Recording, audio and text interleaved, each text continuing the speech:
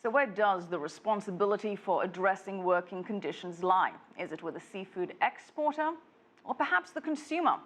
We're now joined by Jackie Dragon live from San Francisco. She's the Senior Oceans Campaigner with Greenpeace USA. Jackie, thanks for joining us. Thanks so much for having me. Jackie, a recent AP report has highlighted and exposed slave labor in Thailand's seafood industry. Now, apparently, this has been going on for some time. And according to one study, about 60% of surveyed Thai shrimp workers had witnessed a murder in their workplace. Jackie, what exactly is going on there? Well, I think these investigations are incredibly important for bringing this news out to us. What's happening, of course, is that you have workers that are working in slave-like conditions and, as you say, even facing murder. The good news in the investigation that just came out in the AP is that that shrimp peeling plant has been closed. Also, the Thai government has new regulations that I think can go a long way to really exposing illegal fishing and processes like this and like this processing plant if they're enforced. Unfortunately, those regulations have just come into force really in the middle of last month. So it really remains to be seen if they'll have the political will in Thailand to enforce these new regulations. Well, Jackie, there's a lot of stake given that Thailand's seafood exports bring in about $7 billion a year. Now, you did mention that the government is taking some action, some kind of regulations, and under some pressure from the EU. Thailand's Prime Minister did describe the problem of slavery in his country's seafood industry as severe. But when do you expect these regulations to actually kick in and take effect? Well, they really are past due, as you know, and of course the European Union is getting ready to decide whether to issue another yellow card or to go really to a full enforcement of a red card where they would really be banning exports from Thailand. So it's overdue for sure. I think it's also important to recognize that shrimp is not an anomaly in the seafood business where human rights abuses and human trafficking and forced labor are compromising those products.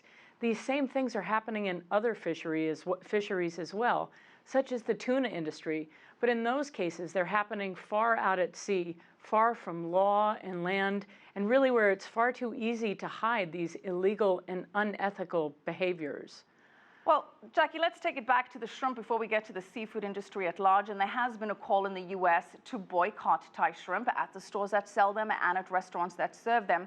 But really, short of stopping to buy shrimp altogether and saying, I'm just not going to eat or buy shrimp, how feasible is this? How can a consumer know what exactly it is that he or she is buying and where it's sourced?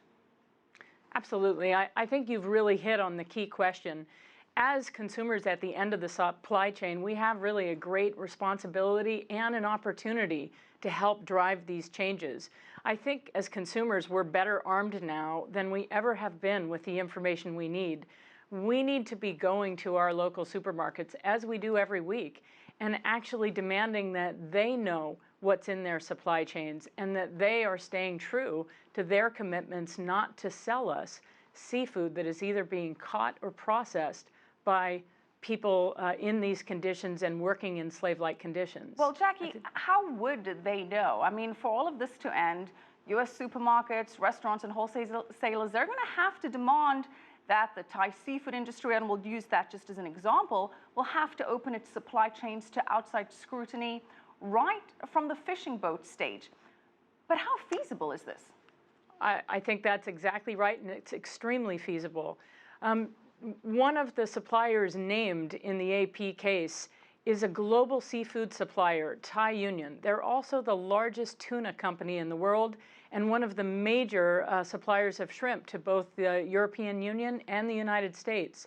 So if they are supplying our supermarkets, we will need those supermarkets to demand that they take responsibility to really eradicate these behaviors in their entire supply chain. Thai Union, of course, owns Chicken of the Sea.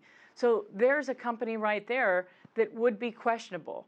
If Chicken of the Sea cannot guarantee to our supermarkets that every part of their supply chain is clean and free of these kinds of abusive practices, well, then I think supermarkets need to really scrutinize which products they're selling. How do they demonstrate those guarantees? What would they actually need to do and show to prove that this isn't going on?